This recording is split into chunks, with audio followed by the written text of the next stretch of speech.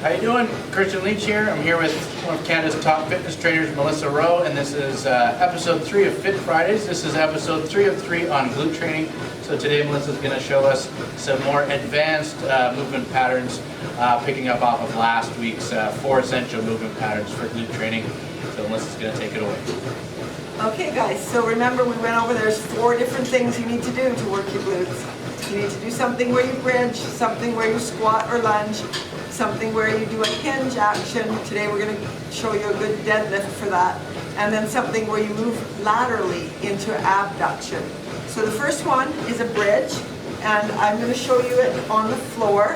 I've set up a bar here with some weight on it, because remember I said we have to get lifting some heavy weight too.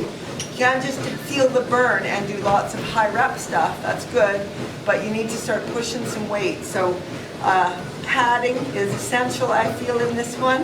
I've got 25 pounds on the other side of this smaller bar. So this is not an Olympic bar. This is just a smaller bar.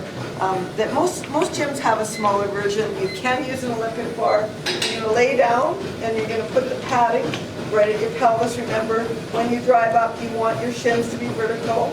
So you're going to rest down. I'm going to move this out of my way. So my head is flat. Pull your shoulder blades in. Tuck your ribs towards your hip. And then drive into that bridge. Squeeze and lower down. So tuck and drive up. Squeeze your glutes and lower down. So you can do like a set of 10 of that. Another option is to do it against, like we did last week, but finding the right height and finding something that's not going to move on you is key. I put a pad in here to lift up. So this week I put some extra padding on the back so that it's a little more comfy, because you know, you got to feel good if you're going to have a good set. So I'm just going to bridge up here. The setup is the hard part on this one, really. Getting yourself so that you're right above your, if you're wearing a bra, it's pretty much above your bra strap. And if you're not wearing a bra, I think you know where those are. Anyway, so tuck rib to thigh here, and then drive up. The eyes stay forward, lower down. Tuck rib to hip, keep your eyes forward, press and hold. Eyes forward, and in the full extension, squeeze of the glute, the shin is vertical. So those are 2 good ones for the bridge.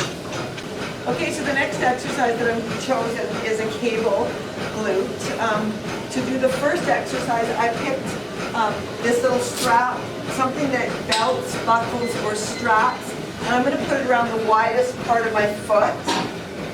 And so you just get your foot in there and make sure it's snug on the widest part of your foot. You need quite a bit of weight for the straight back one. I brace. Both legs are working. Even the supporting leg is going to work here. But the prime one is your right leg going back here. So you watch your back. You've got a long spine, and you're driving straight back with fairly heavy weight. Then I'm going to lighten the weight significantly.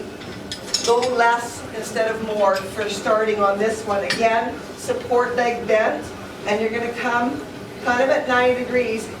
And this is like that sideline one that we did last week with a 10-pound plate on our thigh, but this allows you to do a little more weight into that abduction, working glute med and the supporting leg bent. It's working too because it's stabilizing.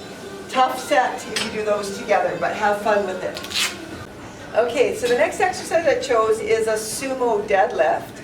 So you can even think of it as almost a squat deadlift with a glute focus. So you come really close to a bar. It could be an Olympic bar. Again, I've chosen a smaller bar with heavier weight.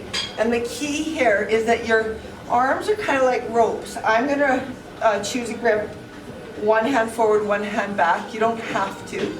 But the key is that you don't ever round your back.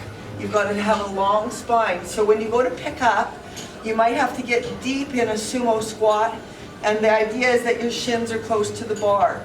And then with that lumbar curve, eyes forward, you stand up and you squeeze your bum. So as you come down, the knees bend a bit. The arms are like ropes that hang. the force drives up through the legs and you squeeze the glute at the top. So if you find it hard to do the pickup, look at it again.